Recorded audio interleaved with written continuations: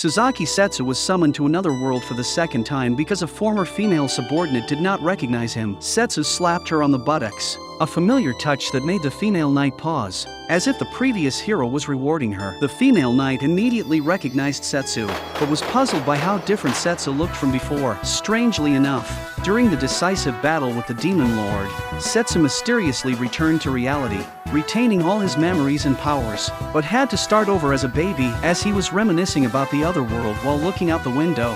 Fate struck again. Suddenly, a huge teleportation circle appeared on the ground, leaving everyone bewildered, except for Setsu, who knew another opportunity to show off had arrived. With a flash of white light, everyone was transported to another place. Setsu knew they had returned to the other world, but his classmates were clueless. However, at that moment, several armored figures appeared in the distance. Initially, the classmates thought it was a movie shoot, but realizing the seriousness as the figures approached menacingly, they started to flee. Setsu, unfazed, was protected by his childhood friend Yuhi, who hugged him and shielded him. Without waiting for Yuhi's reaction, Setsu quickly pulled her to escape. Just then, an army appeared, charging towards the mysterious figures, followed by a group of magicians. The once calm field erupted in flames, terrifying the classmates. Setsu also found it strange because the war should have already ended. Suddenly, he sensed a familiar magical power from the mysterious figures. As Yuhi was about to inquire about the unusual Setsu,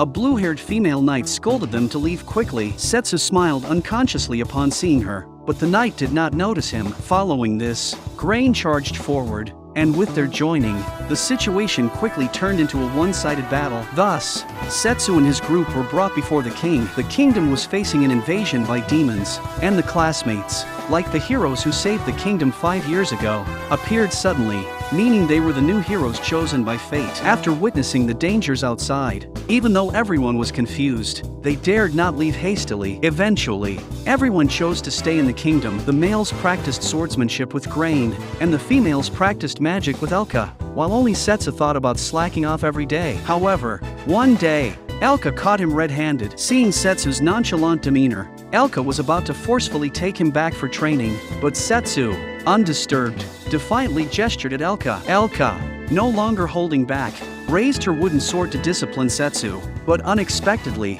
Setsu dodged instantly and slapped her buttocks. The familiar force made her immediately recognize Setsu. Therefore, to earn Setsu's forgiveness, Elka voluntarily asked for punishment. As their play turned increasingly bizarre, Grain came over and was shocked. But once Elka explained Setsu's identity, he understood because he was also one of Setsu's subordinates. Then he took Setsu to see another companion. However, Tia was not surprised when she saw Setsu because she had already noticed him. Even though Setsu's appearance changed, his magical power was as strong as ever, which somewhat embarrassed the two people by his side because they had been with Setsu all along yet had not noticed. Later, Setsu explained his experiences of being reincarnated twice, and then questioned why there were still wars. Logically, after he and the demon race had signed a peace treaty, there should have been no more wars. But the three of them could not answer this question. However, since it had happened, Setsu decided to personally investigate the matter. If it came down to it, he would use his strength to stop the war. For this, he needed to retrieve his personal weapon first. With his companion's help, Setsu successfully retrieved his great sword from the basement. Just when everything was ready, Yuhi came running over. He didn't understand why Setsu wanted to leave, so Setsu had no choice but to reveal his identity to him, explaining that he was the chosen one selected twice, and therefore he must stop the war. Seeing that Setsu was determined to leave, Yuhi asked him to close his eyes. It seemed like it would be a reward, but Yuhi only helped him with a makeover. On the road, however, Setsu had the chance to play the hero. He saw a girl being attacked by a monster and decisively rescued her. It turned out that Ruri was transporting goods alone and in her haste had not hired any guards. Setsu intended to leave after the deed, but Ruri begged him to be her guard. Seeing her pitiful appearance, Setsu softened and agreed to her request. The next day, they arrived at a port town that had become increasingly prosperous since the war ended 5 years ago. Ruri had arranged for a ship to the demon continent, but when she reached the port, she was told that the service had been suspended since the war was still ongoing. Unwilling to give up,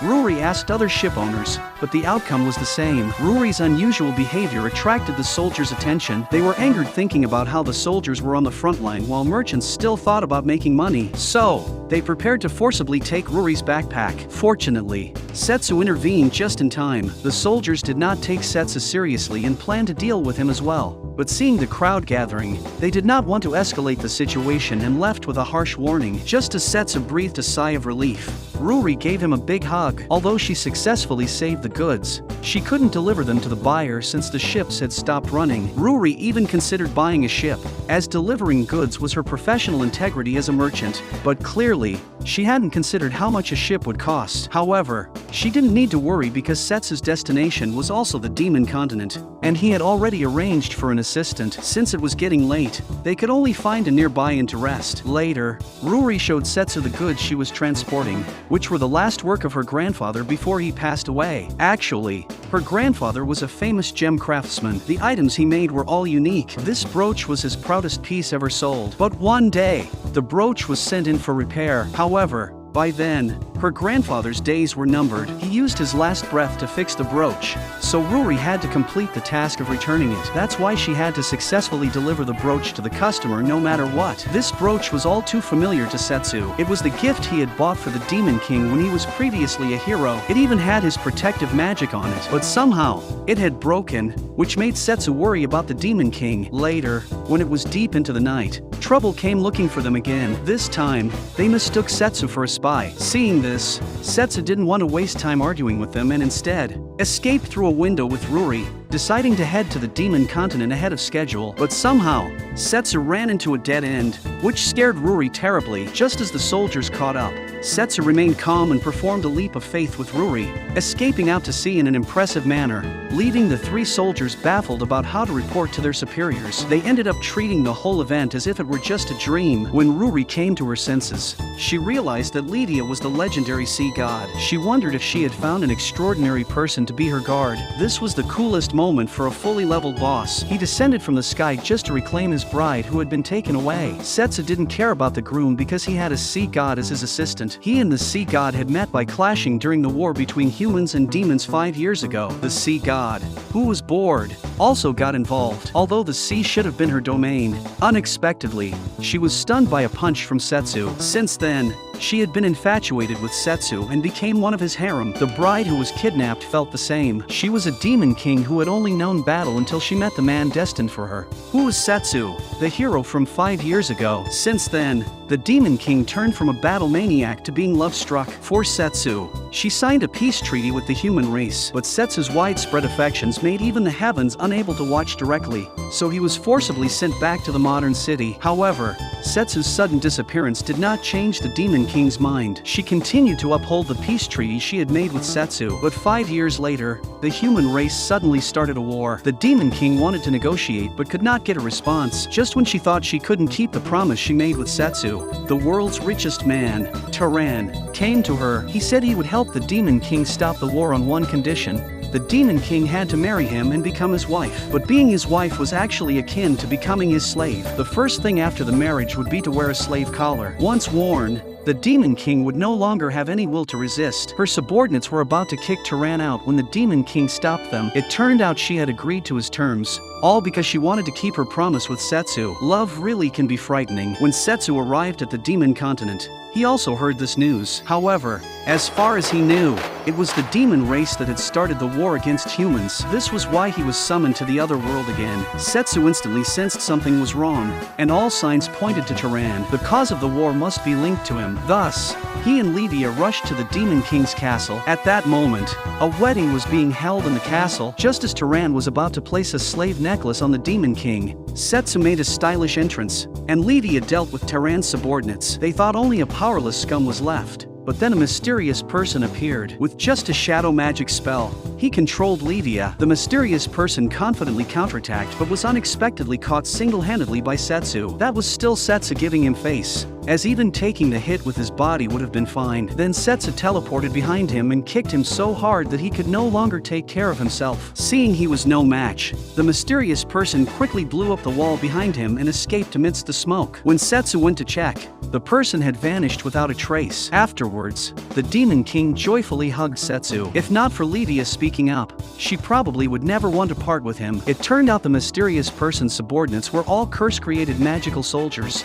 and the magic of the slave concave necklace was all too familiar to Setsu. No one other than his acquaintance Toma could wield such strong curse power. Then Ruri also arrived with a brooch. She handed it to Setsu to personally put on the Demon King. It must be too cool to be a max-level boss returning to another world. Poseidon voluntarily acted as a mode of transport and even turned into a cute girl to be Setsu's bodyguard. Additionally, the female Demon King in the castle had already put on a wedding dress when she saw Setsu. However, Setsu still had a heavy responsibility and had to leave his young wife to stop the war. Setsu's next destination was the Beastman tribe, but just as they were setting off, they were stopped by someone. They also wanted to ride in the carriage to the town. When Setsu saw who it was, he was stunned. It was his old acquaintance, the crybaby Alize, whom he had not seen in a long time. They had once traveled together, and Setsu had taught her combat skills every night. But she did not know why Setsu had suddenly disappeared 5 years ago. So Setsu once again explained his circumstances about being summoned for the second time. He then invited Alize to go to the Beastman tribe with him, just like 5 years ago. However, Alize was too busy as she herself had a mess to deal with. She had been continuously training over these 5 years and had completed many tasks, but recently she was stumped by a dragon-slaying mission. According to the reports, she arrived at a small village, and Alize was hosted by a girl's family. However, the girl was not a native of the village. She was picked up by the roadside 2.5 years ago. Thus, the girl recognized the man who found her as her brother and lived in his house. But since the appearance of the dragon, the girl's brother had never returned. Moreover, it was strange that whenever the dragon attacked, several people would disappear without any signs of struggle or resistance. Therefore, Alize was determined to defeat the dragon and deliberately cut off the demon-excluding barrier to lure it. However, when she cornered the dragon, it suddenly disappeared. Helplessly, she could only return to the village, only to find that all the villagers had vanished, leaving only a girl hiding in a corner, trembling. Therefore, to ensure the girl's safety, Alize decided to take her to town,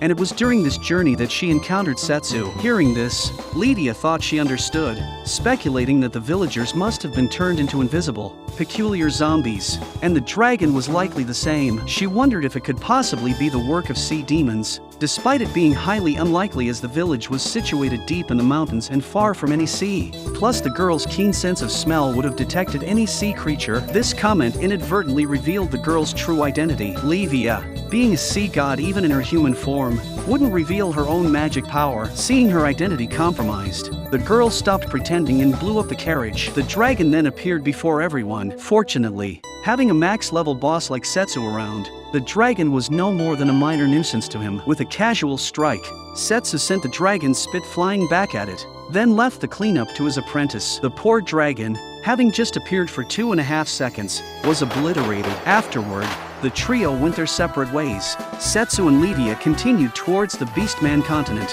while Alize returned to the village to look for clues as the reason behind the villagers' disappearance was still unknown. However, the girl reappeared, revealing that the dragon was merely one of her familiars and the villagers had been turned into magical soldiers by her, as she was a demon tamer named Amur. Setsu, familiar with the cliches of world saving and boosted by his max-level abilities, managed to add 2 cat-eared girls to his harem during his visit to the Beastman continent. Recently, Setsu arrived at the Beastman continent, preparing to meet with the Beast King for the sake of world peace, but had to find an inn to stay overnight due to the late hour. However, inside the inn, a girl had her sights set on him. Just 2.5 minutes ago, Shironiko received a commission from the innkeeper, and her task was to eliminate Setsu, depicted in a drawing, for a hefty reward. Although Shironiko was reluctant to harm humans, she needed the money for her 6 sisters' expensive medicine, so she took on the task. Once Setsu fell asleep, the innkeeper notified Shironiko and gave her a room key. Silently, Shironiko approached Setsu, transforming her hands into claws, but when she attacked, she found nothing but air. The next second, Setsu appeared behind her. He had sensed something was off earlier and had preemptively used a phantom magic trick. After kicking Shironiko out of the window, Setsu followed her out, suspecting she might be one of Toma's subordinates. However, Shironiko did not know Toma, but to save her sister, she felt she had to eliminate Setsu. She then partially transformed her body into a beast, which intrigued Setsu, who had not expected this turn of events. Shironiko also sensed Setsu's malicious intentions and directly threw a fireball at him, but it was easily neutralized by Setsu. Daring to set fire in the middle of the street, Setsu would not tolerate it. He slapped the girl until she was dazed. At that moment, Setsu noticed signs of a curse on her. He then searched for the source of the magic and arrived at Shiraniko's home. When Shiraniko woke up, the first thing she saw was Setsu. She was about to assume a fighting stance when she was stopped by her sister. It was Setsu who had brought the unconscious Shiraniko back home. Seeing the medicine on the table, Setsu understood the reason behind Shiraniko's assassination attempt. He also realized that the sister was not ill but cursed, and such a strong curse could only be the work of Toma. However, the priority was to save the sister. Setsu conjured a magic sword named Gluttony and began to absorb the curse from the sister's body. Just then, the innkeeper attempted a sneak attack. Although she didn't hit Setsu, the innkeeper felt confident of victory because she knew Setsu couldn't stop now. Hero, Kuroinu, will take you down. However, Kuroinu overlooked the presence of Lydia, the sea god. After learning of Lydia's identity as a sea god, Kuroinu thought she wasn't much on land and used shadow clones to surround her. But when the clones attacked, they were simultaneously defeated by Lydia. Clearly, a single Kuroinu was no match for a sea god. After defeating Kuroinu, Lydia inquired about Toma's intentions. Unexpectedly, Kuroinu used a smoke bomb and vanished without a trace. At that moment, Setsu emerged. Having successfully absorbed the curse from the sister, the two then took a boat to the royal capital to protect world peace. Setsu planned to win over the Beast King. At the shore, he saw the cat-eared sisters who also wanted to assist Setsu. During this special period of war, having the beast men guide them would be more convenient. Moreover, the sisters had not yet repaid Setsu's kindness, so they embarked on the journey together. This man, who had eyes only for Susaki, was abandoned by Setsu and thus fell completely into the demonic path. He wanted to erase all other existences to live in a world with only Setsu. 10 years ago, Setsu and Toma were first summoned to another world. Setsu was displeased with being arbitrarily made a hero by the king and did not want to be imposed upon with their ideas. But since learning about the existence of demons and monsters in this world, he thought it was a priority to make himself stronger. Toma was clear-headed. He hated warfare and did not want to risk his life for strangers in this world. Although Setsu agreed with him, it didn't mean he could do nothing. As fellow Earthlings, Setsu and Toma agreed that as long as they could survive, they would one day return to their original world. He hoped to stop the war with Toma, so they wouldn't have to risk their lives for strangers. As the chosen hero,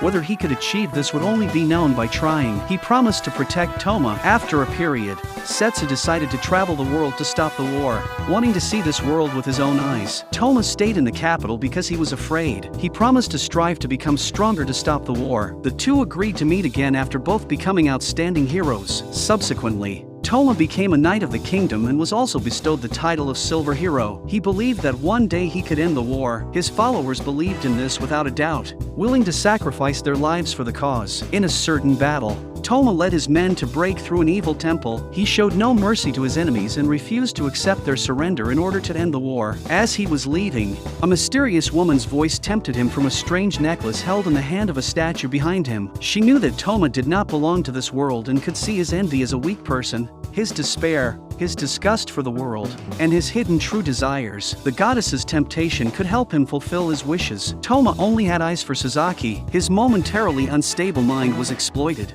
and he reached out for the necklace. In a blink, all his followers were dead by his hand. An urgent message from the command center arrived, stating that due to the current peace negotiations, the kingdom ordered all troops to cease fighting. A diplomatic envoy promoting peace was about to pass through this battlefield. Just as the message ended, a carriage appeared ahead. He felt Setsu's magical power from inside the carriage. At this moment, Setsu already had other companions. Setsu, unseen for many years, merely glanced at him and then turned away, which was quite outrageous. Setsu, after leaving for 2 years, successfully brought peace to the world. Toma, who had traveled with him, had also found a way to return. However, Setsu had forgotten the promise they made 2 years ago. At this moment, he did not want to leave the world that had finally ended the war and wanted to explore unseen landscapes. His carefree life in a different world with a harem had just begun. Toma felt betrayed. Setsu had forgotten the promise made 2 years ago and wished him well for his life back home. Toma could not accept being abandoned by Setsu a second time. He obsessively thought that only he should be by Setsu's side. His despair for the world and the necklace's temptation led him to a dark transformation to restore Setsu to how he was 2 years ago. He planned to destroy everything that hindered their relationship. At this moment, Toma had completely lost his sanity. He thought it was Setsu who was not lucid and considered others as those who had deceived Setsu away. In his view, no one except him and Setsu needed to exist in this world. When everyone arrived, both had disappeared. Setsu was forcibly reincarnated. Toma returned to the temple where he found the necklace, disheartened that none of his wishes were fulfilled. He intended to die alone there, but inside the gem, scenes of inhumane human experiments were shown. Subjects were forced to be injected with unknown substances and subjected to high-intensity electrotherapy. All of Kuroinu's sisters died from organ transplants. At this moment, everyone felt immense despair towards this world. Toma realized he was not alone. He then destroyed the entire experimental facility and invited everyone to join him to destroy this world of despair. After all, they were all rejected by this world. Now that Toma had met Setsu again, he was prepared to do whatever it took to make Setsu his own. He shouted, "Let us become gods at the end of this world together." Such paranoid thinking. The former hero instigated a war between the human and demon nations just to monopolize Setsu. The demon king, knowing the cause, was forced to retaliate. The human king and his daughter, blinded by ambition, ignored all advice and were intent on war, importing heroes from other worlds to serve as super soldiers. Setsu's companions, helpless to speak out for fear of being branded spies, acted separately with the super soldiers. During the battle between the two armies, they planned a surprise attack from behind the demon forces. Tia, knowing the inside story, warned the super soldiers not to pursue or attack fleeing or injured enemies. To protect themselves, they had to eliminate their enemies before being killed themselves. Some girls, too afraid to adapt to battle, were panicked by the demon attacks. Yuhi stepped in to help her defeat the demons. Soon, the demon army was decimated by the human soldiers. At that moment, someone was about to finish off the defenseless demons, but Yuhi, driven by compassion, spoke out to stop him. The boy was unhappy with showing mercy now, arguing that it could lead to their own deaths. Even so, she could not accept the extermination of the wounded. Suddenly, 5 magic circles appeared in the sky, each dropping a mana puppet, identical to the puppets that had chased them when they first met. Then, Setsu's apprentice Alize also appeared, slaughtering the human soldiers. After they defeated the mana puppets, they realized that the puppets had human bodies inside. With the appearance of Merlua, they finally recognized that the redhead swordsman was Setsu's apprentice Alize, now forcibly turned into a puppet by Merlua. Merlua planned to turn them all into puppets, so they could be together forever. Elka, furious, attacked Merlua first. Alize, controlled by magic, fought her. Before summoning monsters, this woman would cut herself. Her blood spilled on the ground containing powerful magic, slowly transforming into 4 different monsters. However, they were merely pretenders, not true champions. The serpent was pinned to the ground by Elka's ice spear, and the ape was slain by Grayan in one blow. Merlua, unfazed, continued to control the golem puppets to gang up on Grayan. Tia intervened, taking out the dragon and golems in one strike, while the last reptilian monster was defeated by Yuhi. Merlua, envious that they were strong without being transformed or drugged, fell into a psychotic split, ordering Alize to exterminate them relentlessly. However, Grayan knocked her out with a single move, defeating all of Merlua's toys, her actual strength proving pitiful, as she was pierced through the heart, ending her wicked life. This was her retribution for playing with lives. Unexpectedly, Merlua stood up again, because her body had been cruelly modified long ago, with an extra heart, crafted as a weapon. If not for Toma's intervention, she and her companions would have died on the experimental table long ago. To destroy this unbearable world, she was willing to fight for Toma to the end, sacrificing her own life to push her limits, summoning her trump card monster, Chimera. Then, Merlua leaped onto the lion's head in the middle. To enhance her magic, she merged her own body with Chimera into a perfect monster. The next moment belongs to her performance. Then, the 3 heads of the Chimera simultaneously spew breaths. Tia and Yuhi jointly release a barrier, barely holding off the attack. No one noticed a glowing butterfly flying by. At this moment, the 3 from the other world have no strength left to fight. The butterfly also flies in front of Merlua. Just as she was distracted, she was backstabbed by Alize, who had regained consciousness. After Merlua died, the Chimera also turned into an empty shell. Although Alize was still in a coma from severe injuries, the recovery magic saved her life. Before anyone could relax, a new enemy appeared immediately. At this moment, everyone had lost the strength to fight again. Yuki, after much hesitation, decided to take action herself. She asked everyone to retreat to the rear for safety. Although the enemy in front of her was strong, she had no choice but to face them, believing that if Setsu were here, he would surely be the first to step forward. As everyone knew, at this moment, compared to them, Yuki still had the energy to confront the enemy. What they needed to do was to trust their companion. The man suddenly looked behind him. Everyone also felt a familiar presence. At this moment, Setsu finally returned from the Beastman Kingdom. The handsome always shows up at the most critical moment, reuniting with Setsu after a long time. His childhood friend was so excited that she rushed forward recklessly and also showed him what she had learned. Then, she kneeled weakly on the ground, begging the hero to sit on her. They were daring to teach and learn. It's a pity that only Elka is enough of a masochist. Setsu asked everyone to step back. He would handle the sudden appearance of the cloaked man. He recognized from the man's magical energy that this was the person he had confronted in the Demon Lord's castle. Before the battle, Setsu did not forget to check on his companions. The man did not understand why he worried about the weak. In his view, others should be no different from ants. The man stubbornly believed that the pity of the strong for the weak was just to show superiority. Setsu didn't care about superiority.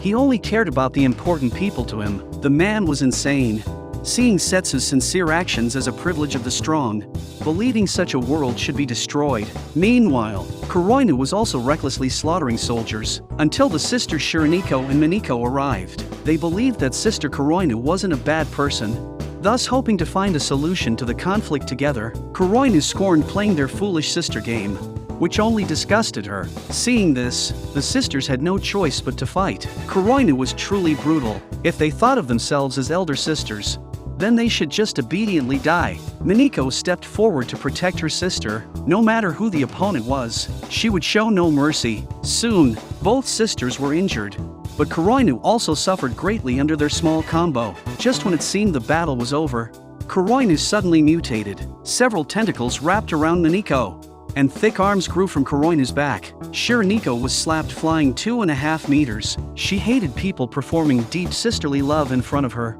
because here would be their burial ground. Despite having the upper hand, Kuroinu still irrationally sacrificed her life to strengthen herself, which was absurd. Black arms suddenly burst from the ground, hitting Shiraniko. She mocked that the sisters' bond was useless, just a powerless curse that was of no use. Shiraniko retorted that only she thought so. Annoyed, Kuroinu controlled several large black hands to chase her. Shiraniko then leaped towards Miniko, and at the moment of contact between the sisters, they transformed into Catwoman Cruella de Vil. Kuroinu was about to mock but got slapped in the face instead. The sisters reached behind her faster than she could react. Kuroinu wanted to talk tough, but her drooping ears betrayed her fear. Numerous arms burst out from behind her, but in front of the cat sister's whirlwind, all her arms were destroyed, leaving only the original 4 thick ones. Kuroinu was unwilling to lose here.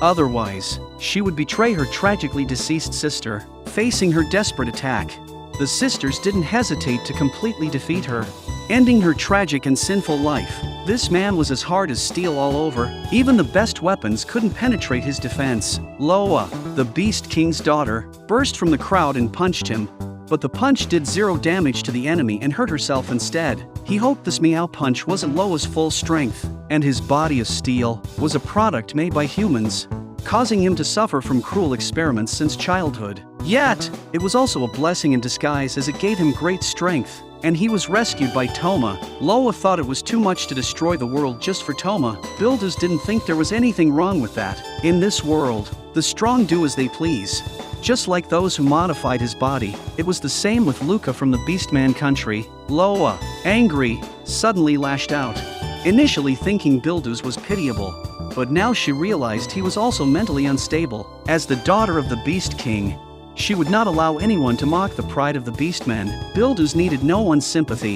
His power was not just this body of steel, but the ability to freely control it, even altering its size and shape at will. Loa quickly became overwhelmed under the barrage of steel balls. Bildus thought she was dead, and left without looking back, but Loa struggled to her feet again. Protecting the precious pride of the Beastman was more important than death. Loa also risked her life to unlock a genetic lock. Approaching Bildus amidst countless steel balls, she punched him directly in the face. making him spit blood. He had heard of the bloodline of the Beast King's clan, which would burn life to perish with the enemy at the brink of death. Seeing this, Builders wanted to compare with Loa, whose body was harder, but under Loa's punch, cracks immediately appeared in his pectoral muscles. Builders, lacking martial virtue, let his stomach extend countless sharp spikes piercing through, but Loa, in a frenzy, shattered all the spikes. Finally, she punched through his body. However, before dying, Builders actually used a healing spell on Loa.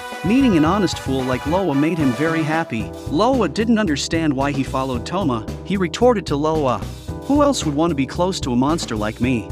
Setsu's battle was also continuing. The man knew he couldn't beat Setsu with cold weapons, so he also used a life-sacrificing technique to increase his strength. This was now his strongest state. Setsu swung his sword but couldn't cut through the armor, because this armor could absorb all energy, including the hero's weapons. He was then punched and sent flying by the man. Seeing this, Setsu also activated his power, his body emitting strong red magic power. With a wave of his hand, he unleashed a new dimensional sword slash. Although the armor was shattered, the man still escaped narrowly. Setsu urged him to surrender, but the man refused. He was created solely for the purpose of warfare. The meaning of his life was to fight to the death. In the end, he thanked the hero named Setsu, because Setsu fought against him with all his strength. If Setsu really got Toma, he would probably be no happier than this. Lydia saw that the demon lord was unharmed. Thinking this war might turn around, unexpectedly, Toma reappeared in the demon lord's castle after 2 years. As long as he exists, the war will never end. To have Setsu to himself, he planned to take revenge on those clinging to Setsu. By the time Setsu reached the demon lord's castle, the demon lord and Lydia had already become prisoners. Toma was jealous because Setsu cared for other women, but considering they were about to die, he chose to forgive them. "I forgive your grandmother's leg." Setsu, enraged, drew his sword. By now, he had nothing to say to Toma. Toma didn't care, as long as it was just the two of them left in the world. They could talk as much as they wanted then. After a dragging battle, they began to compete in magic power. After Setsu knocked Toma back, his sword transformed into a light gun and smashed towards Setsu. Setsu deflected the light gun, piercing the ceiling, even cracking the sky open. After warming up, Toma decided to show some real skill, but it was just an increase in the number of light guns. Setsu countered with a flying blade, neutralizing all of them. Toma used the same move on Setsu, thinking that Setsu was physically weak and slow to react. After that, they clashed again. Anyone watching the fight would have laughed to death. At the first encounter, Toma's weapon was knocked away. Setsu also dropped his great sword, using a personality correction punch on Toma. Toma, enjoying the punch, decided to speed up the battle. The holy sword flew back to Toma's hand, then transformed into a ridiculously large handgun. Just firing a bullet could penetrate a mountain. If left unchecked, the world would collapse in a couple of days. Setsu swiftly moved in with a flying kick, sending him soaring into the air. Toma kept counterattacking but couldn't hit Setsu. Helplessly, the handgun transformed again into a Gatling gun. Setsu summoned his holy sword, Gluttony, which devoured all the Gatling bullets. Then, he stylishly charged up, using dual swords to unleash 2 sword energy attacks. By this time, Setsu's companions had arrived. Seeing his gaze shift from himself, Toma was extremely jealous. He remembered how it was when they reunited after 5 years. Angered, Toma went berserk. He realized that this was not Toma's power. Then, Toma also sacrificed his life to gain a pair of small wings. To prevent the world from despairing, he decided to destroy the world. When unconventional weapons appeared in this other world, even heroes could only dodge desperately. Toma, lacking martial virtue, opened fire on his rival. Setsu had no choice but to block with his holy sword, but still missed one shot that smashed towards the demon lord's castle. The harem united to maintain a barrier, barely defending against it. Then it was Setsu's turn to swing out with sword energy in retaliation. Toma dodged the first sword energy but then lost sight of Setsu. In direct combat, Toma ultimately could not defeat Setsu. Images of the past flashed through his mind. He was not willing to lose just like that. After the sudden explosion of his cosmos, an Italian cannon appeared in the sky. Even Setsu couldn't defend against the firing of the Italian cannon. He fell towards the demon lord's castle. Toma was delighted, thinking Setsu was finally his. Unexpectedly, Setsu stood up again. Although Toma had become stronger, he had lost his original intention. Therefore, no matter how powerful he was, He could never be a match for himself. Setsu unleashed his killer space magic, isolating Toma from the connection with the cannon. He then wielded the Gluttony Holy Sword at full power. Toma, feeling wronged, did not want to die alone because Setsu had promised to protect him. He had strived to become strong enough to stand beside Setsu. Only at the brink of death did Toma remember. He merely wanted to stay by Setsu's side. After a long time, Toma's cursed gem shattered into pieces. He reopened his big Kasiran eyes. Setsu had never intended to kill him, but only wanted him to regain consciousness. Thus, he risked devouring the curse in Toma. He still remembered his promise to protect Toma, but he asked Toma to spend the rest of his life atoning for his wrongdoings. Afterward, the decision on Toma's fate was set. He needed to use all his magic power to cast the teleportation spell, sending all of Setsu's classmates back to their original world. Turns out Toma's magic was a one-time consumable. Once his magic was exhausted, he was just an ordinary person. If Toma wished, he could also go back and start over. After sending all the classmates away, he decided to continue staying in this world, because this was the place where he needed to atone. He would also travel around, seeing the world with his own eyes, just like the original Setsu did. Setsu,